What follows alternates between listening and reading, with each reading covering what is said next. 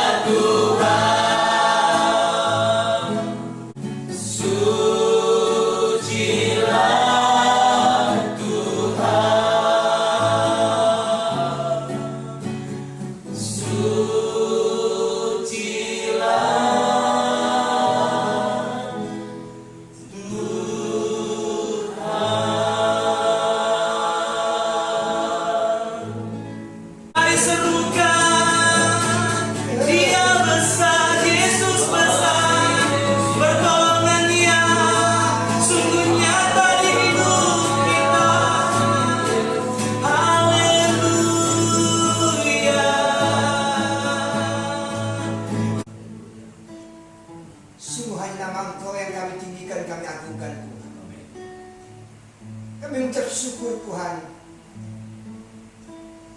Engkau Allah yang baik. Engkau Allah yang selalu ada di dalam setiap hidup kami. Inilah persembahan kami yang kami berikan bagi kemuliaan Engkau Tuhan. Terima kasih ya Tuhan.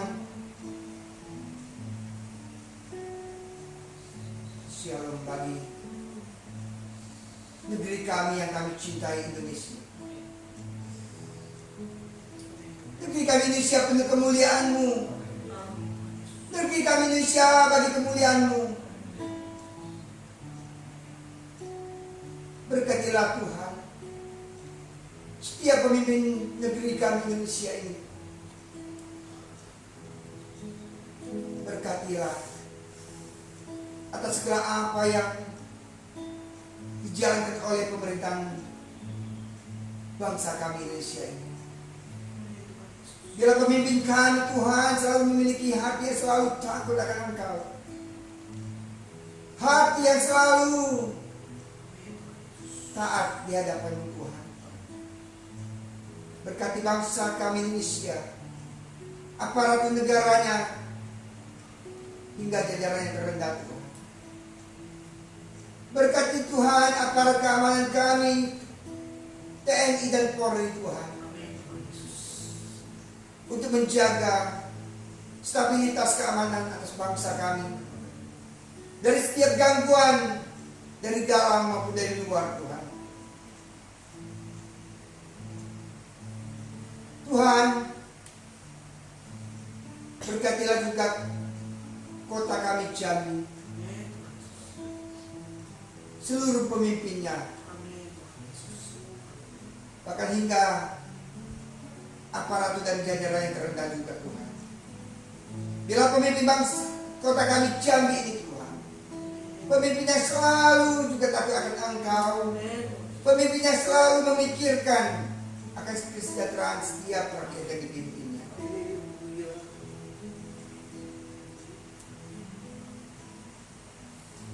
Ya Tuhan, berkatilah juga setiap orang-orang kudus-Mu dimanapun berada Tuhan. Biarlah selalu ada kesatuan hati di antara orang-orang kudus-Mu Tuhan, sehingga kami terus ada kesatuan hati untuk melakukan setiap pekerjaan-Mu, untuk selalu melakukan setiap visi misi-Mu, kerajaan-Mu di bumi ini. Terima kasih Tuhan. Kami serahkan bangsa kami Indonesia, kota kami Jambi, bahkan apapun yang hari ini yang terjadi atas bangsa kami dan kota kami Jambi, kami percaya Tuhan, kedaulatan-Mu telah terjadi atas bangsa kami dan kota kami Jambi. Kemuliaan-Mu sudah Engkau nyatakan Tuhan. Dan Engkau telah memberikan damai sejahtera-Mu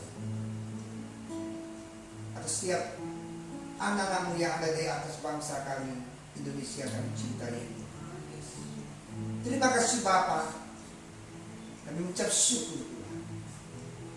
Hanya kemuliaan-Mu Tuhan yang selalu ada di dalam setiap hidup kami. Terima kasih Bapa. Inilah doa kami.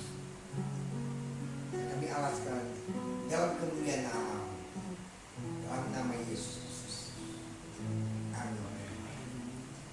Shalom sahabat sehati dimanapun berada. Senang kita bisa jumpa kembali di acara bincang-bincang rohani, firman Tuhan yang dinyatakan. Dan mari kita akan bersama-sama sharing, biar firman ini menguatkan kita. Dan mungkin kita dalam hal-hal ini kita lebih cenderung kita momentum seperti ini untuk saling menguatkan, saling mengalami kasih Tuhan. Amin saudara. Di depan kita saat ini ada hambanya Bapak Simangosong. Senang berkenal Bapak. Sehat Pak? Iya sehat sekali Pak ya. Iya Pak. Jadi hari ini kita mungkin akan bincang-bincang rohani ya Pak ya.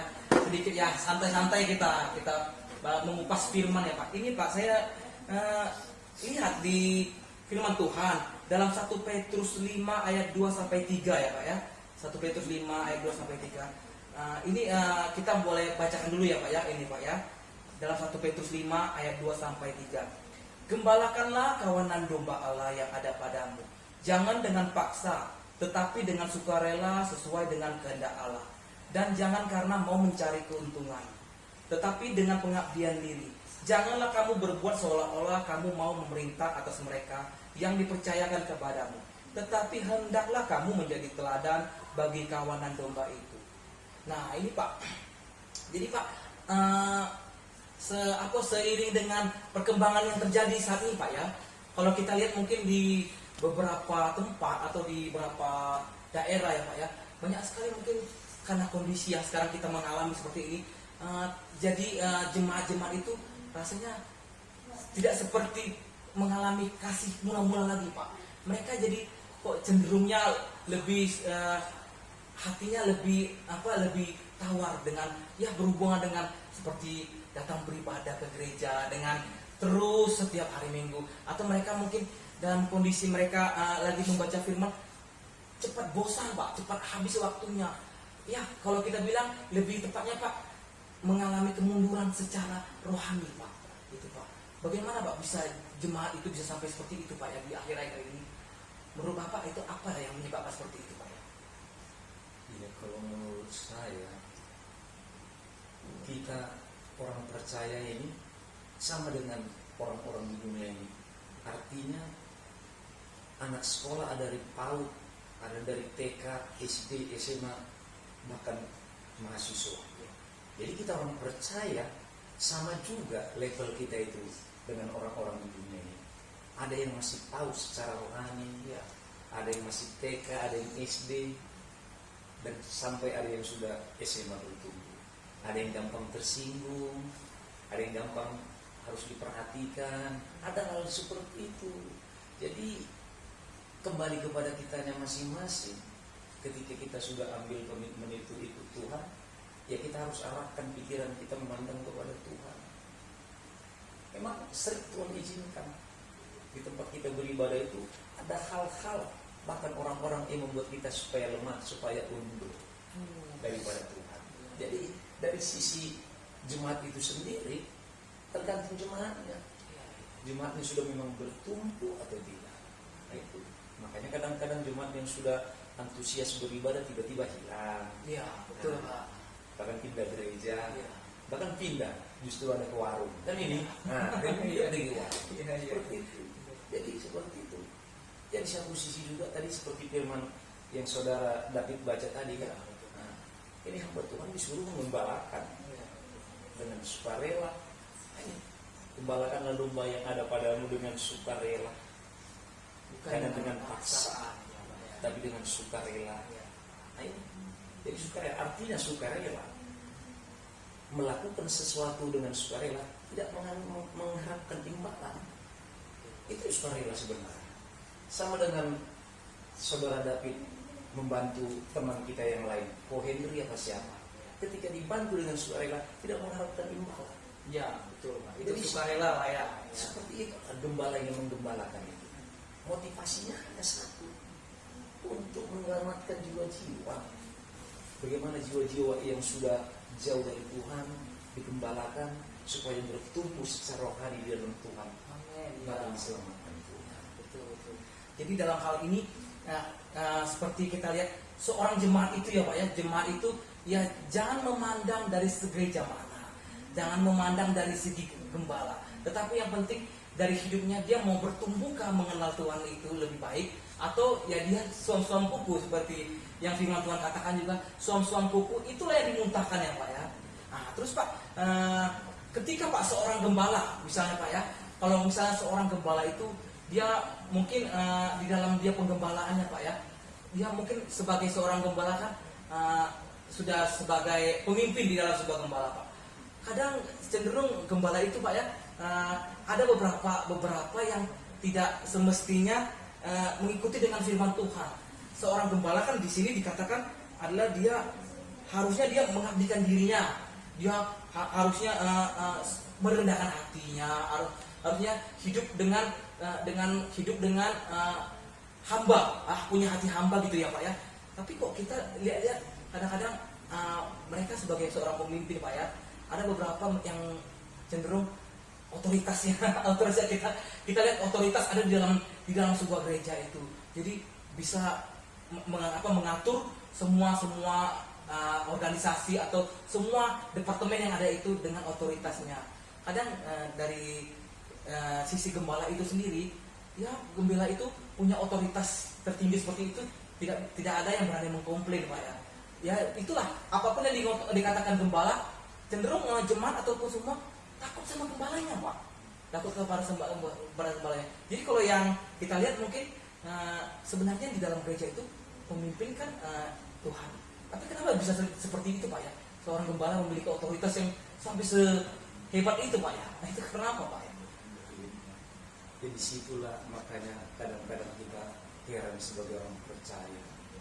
Sebenarnya kalau hamba Tuhan itu tidak tergantung oleh predikat. Jadi bukan hanya saja pendeta yang hamba Tuhan. Saudara David pun ketika hidup sesuai dengan kehendak Tuhan, melakukan perintah Tuhan, hamba Tuhan. Sekalipun tidak sekolah pendeta. Kenapa? Karena di sini disebutkan orang yang mengasihi Tuhan melakukan firman Tuhan itu hambanya. Itu hamba ya. Hambanya. Menghambakan ya Pak ya. Jadi tidak tergantung oleh predikat. Jadi kita jemaat-jemaat biasa ini nggak ada kita nih sekolah pendeta, ketika kita hidup sesuai dengan kehendak Tuhan, kita hamba Tuhan. Ketika kita punya motivasi lain dalam mengiringi Tuhan, Ya. bahkan melayani Tuhan, kita bukan hamba Tuhan. Oh, betul Pak. Ya. Ini di sini. Makanya disebutkan di sini, janganlah kamu seolah-olah mau memerintah atas mereka yang dipercayakan Tuhan. Artinya apa itu? Jangan seolah memerintah. Artinya disampaikan firman kepada jemaat yang kita sendiri kita tidak lakukan. Contohnya seperti ini, saya ajak saudara David, ayo dengan Komo Madi, Kowendri, ayo gotong royong di sana. Tapi begitu gotong royong saya bilang yang sana dikerjai. Nah, dari sana taruh ke sana, yang sana diberesin. Saya hanya muter-muter di situ. Saya tidak bekerja. Iya. Ini yang disebut memerintah. Oh gitu. Ya. Maka Petrus tegaskan, janganlah kamu seakan-akan memerintah atas mereka yang dipercayakan kepadamu. Artinya, lakukan, sampaikan. Menjadi teladan gitu ya, teladan bagi seluruh jemaat. Iya. Oh, iya. Sebenarnya teladan yang dimaksud, teladan melakukan firman Tuhan, Iya. bukan yang lain-lain. Jadi itu, ketika itu dilakukan, maka kekudusan akan mengalir dalam hambanya. Amin ya. Makanya kekudusan itu mengalir kepada jemaatnya. Karena amanat agung Tuhan Yesus itu, pergilah, jadikanlah semua bangsa muridku. Kan ini. Artinya kalau dibawa sungguh-sungguh kepada Tuhan itu, melakukan kehendak Tuhan. Iya. Tidak sebatas baptis. Seringkali gereja kan hanya baptis. Selesai dibaptis, kita nggak tahu kemana jiwa itu. Akhirnya tenggelam. Tidak dimentor sungguh-sungguh dikasih jiwa-jiwa itu. Harus iblis merekam kembali. Ketika Yesus datang, makanya di Matius 7 ayat 21, bukan setiap orang yang berseru kepadamu Tuhan akan masuk ke dalam kerajaan surga, tetapi yang melakukan kehendak. Sekalipun berbuat demi nama Tuhan, menyembuhkan orang sakit demi nama Tuhan, Tuhan bilang, dari hadapanku, hai sekalian pembuat kejahatan. Seperti itu. Jadi kita yang hanya sebatas jemaat ini, kita harus sungguh-sungguh ikut Yesus, sungguh-sungguh lakukan kebenaran firman Tuhan dan jadilah berkat. Karena kita juga hamba Tuhan ketika kita hidup mengasihi Tuhan dengan melakukan segala perintah dan ketetapan. Amin. Nah, sahabatku, jadi kita sama-sama sudah mempelajari, kita sudah mengetahui bahwasanya kita hidup hari ini, ya kita lakukan tugas dan kewajiban kita melakukan kehendak Bapa di surga. Mari saya undang kita bersama-sama, kita dukung, kita kokohkan biar semangat pemberitaan Injil ini sampai ke bangsa-bangsa. Kita boleh berdoa bagi setiap hamba-hamba Tuhan, bagi setiap jemaat Tuhan dimanapun berada, biar kita bersama-sama semakin hari semakin bertumbuh menyongsong kedatangan Tuhan Yesus Tuhan kita. Amin saudara, sampai jumpa di channel Tidar Sati berikutnya. Kasih Tuhan Yesus menyertai kita sampai selama-lamanya. Haleluya, amin. Shalom virus corona, damai Indonesia. Jangan lupa like, share, dan subscribe. Tuhan Yesus memberkati.